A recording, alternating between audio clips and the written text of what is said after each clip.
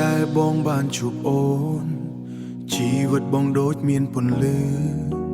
ស្នាមញញឹមអូនមួយពេលធ្វើឲ្យបេះដូងបងភ្លេចអស់ការឈឺចាប់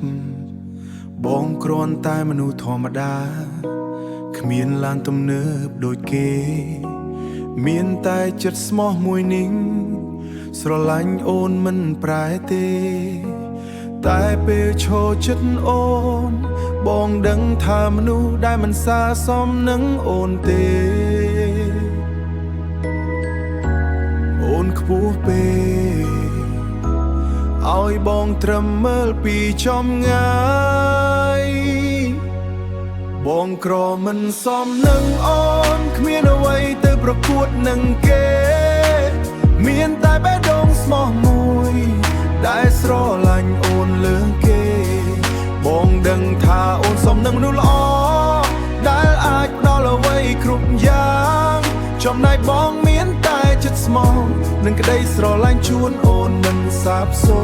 ន្យបងព្យាយាមធ្វើគ្រប់យ៉ាង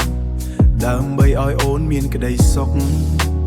ទោះពេលខ្លះបងលំបាក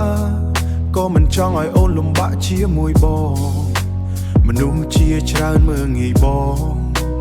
ថាមិនសមឈរនៅចិត្តអូនតែគ្មានអ្នកណាដឹងទេថាបងស្រឡាញ់អូនប៉ុណ្ណាបើថ្ងៃណាអូនដើរចេញទៅសូមកុំបន្ទោបេះដូងបងព្រោះមនុស្សក្រុមអ្នកនេះបានស្រឡាញ់អស់ពីចិត្តហើយបងក្រមិនសមនឹងអូនតែចិត្តបងមិនធ្លាប់ក្បត់ទោះចុងក្រោយត្រូវឈឺចាប់ក៏បងព្រមទទួលទាំងអស់សូមត្រឹមអូនចងចាំថាធ្លាប់មានមនុស្សម្នាក់ស្រឡាញ់អូនអស់ពីបេះដូងព្រោះគ្មានអ្វីក្រៅពីក្តីស្មោះ